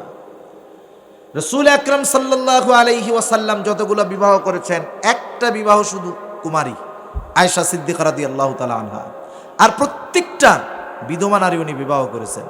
রাসূল আকরাম সাল্লাল্লাহু আলাইহি ওয়াসাল্লাম যার ব্যাপারে সবচাইতে আন্তরিক ছিলেন, খাদিজাতুল কুবরা রাদিয়াল্লাহু তাআলা আনহা। আল্লাহর রাসূল সাল্লাল্লাহু আলাইহি ওয়াসাল্লামের সাথে বিবাহ হওয়ার আগে ওনার আরো দুইজন স্বামী ছিল, যারা আরো দুইজনের সাথে ওনার বিবাহ হয়েছিল। উনি বিধবা ছিলেন। আল্লাহ রাসূল সাল্লাল্লাহু আলাইহি ওয়াসাল্লামের ঘরে আসার আগে ওনার আরো কয়েকজন সন্তান ছিল। কিন্তু দেখেন এই খাদিজাতুল কুবরা রাদিয়াল্লাহু তাআলা আনহার প্রতি আল্লাহ রাসূলের মহব্বত, ভালোবাসা কেমন ছিল। আয়েশা সিদ্দিকা রাদিয়াল্লাহু তাআলা আনহা একদিন রাসূলুল্লাহ সাল্লাল্লাহু আলাইহি ওয়াসাল্লামের পিঠের মধ্যে দাগ দেখতে পাইলেন। বসন্ত হলে, ফক্স হলে, যাদের ফক্সটা বসন্তটা বেশি হয় ওই জায়গাটায় গর্ত গর্ত হয়ে যায়, গায়ের কয়েকটা জায়গায় উনি ওরকম দেখলেন। আয়েশা সিদ্দিকা রাদিয়াল্লাহু তাআলা আনহা বলতেছে, ইয়া রাসূলুল্লাহ আপনার কি কখনো এই ধরনের কিছু হয়েছিল নাকি? রাসূলুল্লাহ সাল্লাল্লাহু আলাইহি ওয়াসাল্লাম বললেন, না, তুমি যা ভাবতেছো তা না। ও আয়েশা, তুমি তো আমার সুখের দিনের স্ত্রী, তুমি আমার কষ্টের দিনটা দেখো নাই। এটা হলো তায়েফে আমি যখন দ্বীনের দাওয়াত দিতে গিয়েছিলাম, ওই যে কাফেরেরা আমার গায়ে যেই পাথরগুলা মেরেছিল, ওই পাথরের আঘাতের দাগ, এগুলা বসন্তের কোনো দাগ নয়। তুমি আমার ওই সময়টা দেখো নাই, ওই কষ্টের সময়টা দেখো নাই। রাসূল আকরাম সাল্লাল্লাহু আলাইহি ওয়াসাল্লামের ওই কষ্টের সময়ের কথা তিনি মনে করতেন। আর আয়েশা সিদ্দিকা রাদিয়াল্লাহু তাআলা আনহার সামনে বারবার খাদিজার কথা উল্লেখ করতেন। তিনি বলতেন, খাদিজা আমার কষ্টের সময় আমার সাহায্যকারী ছিল, আমাকে সান্ত্বনা দানকারিণী ছিল। খাদিজাতুল কুবরা রাদিয়াল্লাহু তাআলা আনহার বান্ধবী যারা ছিলেন, রাসূলুল্লাহ সাল্লাল্লাহু আলাইহি ওয়াসাল্লাম তাদেরকেও মহব্বত করতেন, হাদিয়া পাঠাইতেন। স্বাভাবিক, আল্লাহ তাআলা সৃষ্টিগতভাবে নারীদেরকে কিছু জিনিস দিয়েই দিয়েছে, ওটা স্বাভাবিক বিষয়, ওটা নারীত্বর কারণে নারীর মধ্যে থাকবে। যেমন একটা মানুষ যত বুজুর্গ হোক না কেন আর যত বুজুর্গা দুইটা বিবাহ করুক না কেন, বলেন তো দুই বউ কোনো সময় ঠান্ডা থাকবে নাকি? স্বামীও আল্লাহর ওলি, ওনার বউ দুইজন, ওই দুই বউও আল্লাহর ওলি, তাও দেখবেন ওই দুই বউয়ের মধ্যে বনে না, দুই সতীনের মধ্যে কি হয় না, বনে না। আপনি যদি একজনের প্রশংসা আর একজনের কাছে যায় বলেন, কাম সারা। যাদের দুই বউ আছে তাদের কথা বলতেছি আর কি। খাদিজাতুল কুবরা রাদিয়াল্লাহু তাআলা আনহা দুনিয়া থেকে চলে গেছে কত বছর আগে। প্রশংসা করতেন স্ত্রী হিসাবে, মানুষ হিসাবে কিছু তবিয়ত আল্লাহ তাআলা স্পেশাল ভাবে দিয়ে দিছে সবার মধ্যে। ওনার ঈর্ষা হইতো যে আমার চেয়ে কি কম আছে আমার। একদিন আয়েশা সিদ্দিকা রাদিয়াল্লাহু তাআলা আনহা বলতেছে, ইয়া রাসূলুল্লাহ, আপনি শুধু খাদিজার কথা বলেন, কিন্তু রূপে গুণে যোগ্যতায় আমার কোনটার মধ্যে কমতি আছে একটু বলেন। আল্লাহর রাসূল বলেন, ও আয়েশা, তুমি আমার সুখের দিনের স্ত্রী, কিন্তু দুঃখের দিনটা দেখো নাই। শুনে রাখো, ওই খাদিজা তো সেই খাদিজা, আমার সাথে যখন তার বিবাহ হয়েছে সব সম্পদগুলো আমাকে দিয়ে দিয়েছে। শুধু তাই না, এমন একটা দিন যায় নাই আমি দিনের কাজে বের হয়েছি, গভীর রাতে দরজায়, বাড়িতে এসে দরজায় টোকা দিয়েছি, একবারের বেশি দুইবার ডাক দেওয়া লাগে নাই। একটা ডাক দেওয়ার সাথে সাথে খাদিজা দরজা খুলে দিয়েছে। আমি জিজ্ঞাসা করতাম, খাদিজা তুমি কি ঘুমাও নাই? খাদিজা বলতো, ইয়া রাসূলুল্লাহ, আপনি বাহিরে আছেন, দিনের কাজে আছেন, আমি খাদিজার চোখে কেমন করে ঘুম আসতে পারে? ও আয়েশা, খাদিজা আমার সেই সময়ের স্ত্রী, তুমি তো আমার সুখের দিনের স্ত্রী। আল্লাহ রাসূল সাল্লাল্লাহু আলাইহি ওয়াসাল্লাম তখন বললেন, আয়েশা শোনো, খাদিজাকে যদি আল্লাহ বাঁচায় রাখতো, খাদিজা যদি জীবিত থাকতো, খাদিজার বর্তমানে আমি অন্য কাউকে স্ত্রী হিসাবে গ্রহণ করতাম না। সেজন্য খাদিজার ব্যাপারে তুমি এমন ভাবে কোনো সময় বলবা না। আয়েশা সিদ্দিকা রাদিয়াল্লাহু তাআলা আনহা আর কোনোদিন বলেন নাই সেই খাদিজা, তিনি কুমারী ছিলেন না, তিনি দুইটা স্বামী ছিল এর আগে, তারা মারা গেছে দুনিয়া থেকে। ওনার সন্তান ছিলেন, চারিত্রিক দিক দিয়ে পুত ও পবিত্রা ছিলেন। একটু জিনিস চিন্তা করেন, আমরা মনে করি বিবাহ হয়েছে এখন তার আর চরিত্র নাই। না না, বিবাহের মাধ্যমে যেই সম্পর্ক হয় এর দ্বারা চরিত্র স্খলন হয় না। একটা নারীর একাধিক বিবাহ হতে পারে, কিন্তু তার ক্যারেক্টার, তার চরিত্র, আখলাক যদি ভালো থাকে, সে একজন সতীসাধ্যী নারী। ঠিক কিনা বলেন? খাদিজাতুল কুবরার উপাধি কি ছিল? জাহেলিয়াতের সময় ওই সময়ের মানুষেরাও তাকে উপাধি দিয়েছিল তহেরা, পুত পবিত্রা। সেজন্য যদি কোনো দিনদার বিধবা পাত্র মেয়ে থাকে, কেউ যদি বিবাহ করে, যে করেছে তাকে আমরা তিরস্কার করব না, বরং সে যে কাজটা করেছে রাসূলুল্লাহ সাল্লাল্লাহু আলাইহি ওয়াসাল্লামের সাথে সে তার কাজের মিল রেখেছে। ঠিক কিনা বলেন? সেজন্য ইসলাম বিধবাকে বিবাহের ব্যাপারে উৎসাহী করেছে। আর অন্যান্য ধর্ম তো আছে, আসলে কথা বললে অনেকে এ কথা বোঝানোর জন্য বললেও অন্য খারাপ দিকে নিয়ে যাইতে পারে। যেমন হিন্দু ধর্মে এখনও আছে অনেক জায়গায়, বিবাহ হয়েছে, স্বামী মারা গেছে, এরা আর কেউ বিবাহ করে না, অবহেলিত হয়ে যায়, অপমানিত হয়, একে কেউ বিবাহ করতে চায় না, অপয়া মনে করে। অথচ দেখেন এখানে ইসলাম একটা বিধবা নারীর কি অধিকার দিয়েছে, যে বিধবা বিবাহ করার জন্য ইসলাম উদ্বুদ্ধ দিয়েছে। এখন আসেন, জাহেলিয়াতের সময়ে অর্থনৈতিকভাবে নারীদের কি অধিকার ছিল? এক কথায় কোনো অধিকার ছিল না। তারা না পাইতো বাবার সম্পদ, না পাইতো স্বামীর সম্পদ, না পাইতো সন্তানের সম্পদ, কিছুতেই তাদের অধিকার ছিল না। কিন্তু ইসলাম কোরআনুল কারীমের মধ্যে আল্লাহ সুবহানাহু ওয়া তাআলা পিতার সম্পদের মধ্যে নারীর অধিকার দিয়েছে, স্বামীর সম্পদের মধ্যে নারীর অধিকার দিয়েছে, সন্তানের সম্পদের মধ্যে নারীর অধিকার দিয়েছে। শুধু তাই না, একেবারে চূড়ান্তভাবে আল্লাহ তাআলা এটাকে সিদ্ধান্ত করায় দিয়েছেন। আল্লাহ তাআলা বলেন, ইউসিকুমুল্লাহু ফি আওলাদিকুম লিযযাকারি মিসলু হাযযিল উনসায়াইন। আল্লাহ রাব্বুল আলামিন বলেন, ইউসিকুমুল্লাহ, আল্লাহ তাআলা ওসিয়ত করতেছেন। ওসিয়ত মানে হলো আল্লাহ তাআলার চূড়ান্ত সিদ্ধান্ত। আর 5 মিনিট একটু বসেন, আজান হইতেছে, আমি শেষ করে দেব 5 মিনিট। আল্লাহ তাআলার চূড়ান্ত সিদ্ধান্ত, ইউসিকুমুল্লাহ ফি আওলাদিকুম। আল্লাহ তাআলা বলেন, আল্লাহ তোমাদের সন্তানদের ব্যাপারে ওসিয়ত করতেছেন। চূড়ান্ত ফয়সালা কি ওসিয়ত লিযযাকারি মিসলু হাযযিল উনসায়াইন, দুইটা কন্যা যা পাবে দুই কন্যার সমপরিমাণ একজন ছেলে পাবে। বাহিরগতভাবে দেখা যায় যে আল্লাহ ছেলেদেরকে বেশি দিল, মেয়েদেরকে কম দিল, বিষয়টা এমন না। এই বিধানটা নিয়ে ইসলাম বিদ্বেষী যারা, তারা বলতে চায় ইসলাম নারীদেরকে সমান অধিকার দেয় নাই। একটা জিনিস মনে রাখতে হবে, সমান অধিকার এক জিনিস, ইনসাফ হলো আর এক জিনিস। সমান অধিকারের মধ্যে বিশৃঙ্খলা সৃষ্টি হওয়ার সম্ভাবনা থাকে, কিন্তু ইনসাফের মধ্যে কোনো বিশৃঙ্খলা থাকে না। যেমন বোঝানোর জন্য বলি, আপনাদেরকে বিবাহের দাওয়াত দিছে, আপনি কমিউনিটি সেন্টারে বিবাহ খাইতে গেছেন, আপনিও গেছেন, আপনার 3 বছর 4 বছরের ছেলেটাও গেছে, ঠিক না?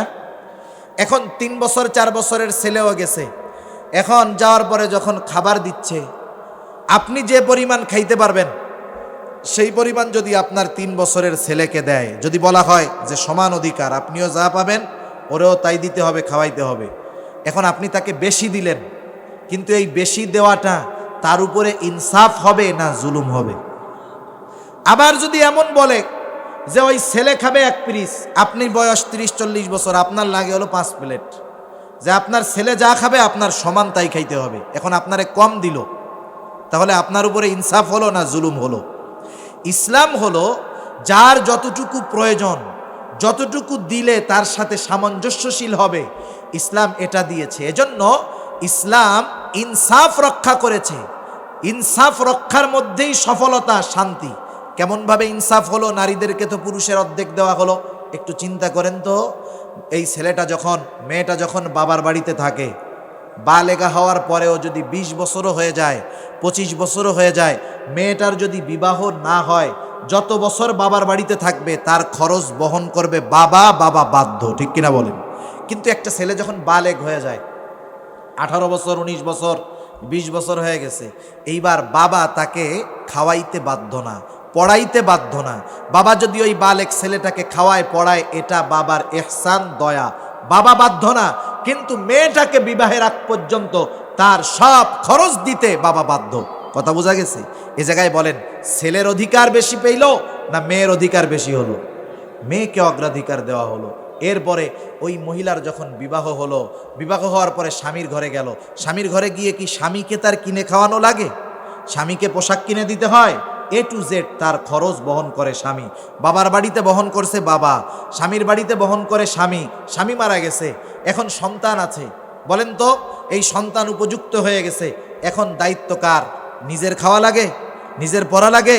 বরং আল্লাহ তাআলা চূড়ান্ত সিদ্ধান্ত দিয়ে দিয়েছেন যে মা বাবার সব খরচা খরচ, অতিরিক্ত যা প্রয়োজন সব কিছু সন্তান ব্যয় করবে। তার মানে কন্যাদেরকে আল্লাহ যতটুকু দিয়েছেন তার পুরাটাই ধরা থাকে, এর কোনো খরচ নাই। কিন্তু ছেলেদেরকে দিয়েছেন ঠিক কন্যার দ্বিগুণ, কিন্তু তাদের যে ব্যয় হয় শেষমেশ গিয়া কিছুই টিকে না, ঠিক কিনা বলেন? একজনকে দিয়েছেন 10 টাকা, তার 1 টাকাও খরচ নাই। একজনকে দিয়েছেন 20 টাকা, কিন্তু তার খরচ আছে 15 টাকা। তাইলে এখানে কি হলো? যাকে 10 টাকা দেওয়া হয়েছে সে লাভবান, যাকে 20 টাকা দেওয়া হয়েছে তার 15 টাকা খরচ আছে। সেজন্য ইসলাম ইনসাফ করেছে, ইনসাফের মাধ্যমে নারীদেরকে অগ্রাধিকার দিয়েছে। শুধু তাই না, সর্বশেষ একটা হাদিস বলে শেষ করি, আমলের ক্ষেত্রেও ইসলাম নারীদেরকে অগ্রাধিকার দিয়েছে। আল্লাহ রাসূল সাল্লাল্লাহু আলাইহি ওয়াসাল্লাম এক হাদিসের মধ্যে বলেন, যেই নারী 5 ওয়াক্ত নামাজ পড়বে যথাসময়ে, 5 ওয়াক্ত নামাজ যথাসময়ে পড়বে, রমাদানের রোজাটা ঠিকমতো রাখবে, নিজের সতীত্বের হেফাজত করবে, সাথে সাথে স্বামীর শরীয়ী বিষয়ের আদেশগুলা মান্য করে চলবে। ভাই আমি বলে দিছি তো 8টা পর্যন্ত, আমি শেষ করে দিছি তো আলোচনা। যেই নারী স্বামীর দ্বীনি ফরমানগুলো মেনে চলবে, স্বামী যদি এমন কোনো আদেশ করে যাতে শরীয়তের আইন লঙ্ঘন হয়, শরীয়তের বহির্ভূত হয়, স্বামী যদি বলে বেপরদায় চলো, আমার বন্ধুদের সামনে যাও, এই ধরনের কোনো আদেশ করে, এগুলা মানা যাবে না। কারণ আল্লাহর নবী বলেন, লা তাআতা লি মাখলুকিন ফি মাসিয়াতিল খালিক, আল্লাহর নাফরমানি করে মাখলুকের আনুগত্য করা যাবে না, এটা বৈধ নয়। স্বামীর ওই ধরনের আদেশগুলো মেনে চলে। যেমন স্বামী বলছে আমার মা বাবার একটু খেদমত কইরো, আত্মীয় স্বজনের সাথে একটু ভালো ব্যবহার কইরো, কিন্তু মা বাবার খেদমত করে না, খারাপ আচরণ করে, এগুলা করা যাবে না। এই ধরনের আদেশ যখন মান্য করবে, স্বামীর আনুগত্যশীলা হবে। রাসূলুল্লাহ সাল্লাল্লাহু আলাইহি ওয়াসাল্লাম বলেন, দাখালাত মিন আইয়াবওয়াবিল জান্নাতি শাআত, জান্নাতের যেই দরজা দিয়ে খুশি ওই নারী সেই দরজা দিয়ে জান্নাতে প্রবেশ করবে। সুবহানাল্লাহ বলেন। তাহলে বলেন, ইসলাম কি নারীদেরকে ঠকিয়েছে না জিতিয়েছে? জোরে বলেন, জিতিয়েছে না ঠকিয়েছে? ইসলাম যারা বলে ইসলাম নারীদেরকে অধিকার দেয় নাই, তারা ইসলাম বুঝে না, তারা ইসলাম সম্পর্কে জানে না। যারা ইসলাম বুঝে, ইসলাম সম্পর্কে জানে, তারাই বুঝতে পারে ইসলাম নারীদেরকে শুধু অধিকার দেয় নাই, ইসলাম নারীদেরকে অগ্রাধিকার দিয়েছে। ইসলাম নারীদেরকে সর্বোচ্চ নিরাপত্তা দিয়েছে, ইসলাম নারীদেরকে সর্বোচ্চ মর্যাদা দিয়েছে, মায়ের সম্মান দিয়েছে, বোনের সম্মান দিয়েছে, কন্যা হিসাবে সম্মান দিয়েছে, স্ত্রী হিসাবে সম্মান দিয়েছে। সেজন্য নারীরা যদি সম্মানের সাথে, ইজ্জতের সাথে এই দুনিয়ার বুকে অবস্থান করতে চায়, ইসলামের মধ্যে আসার দরকার আছে না নাই? আল্লাহ তাআলা সবাইকে বুঝবার তৌফিক দান করুক। পাশাপাশি আমাদের উপরে যাদের নারীদের অধিকার রয়েছে, নারীদের যেই সকল অধিকার আমাদের কাছে প্রাপ্ত, তাদের অধিকার, তাদের হকগুলাও আদায় করার তৌফিক আল্লাহ দান করুক। সবাই বলি আমিন।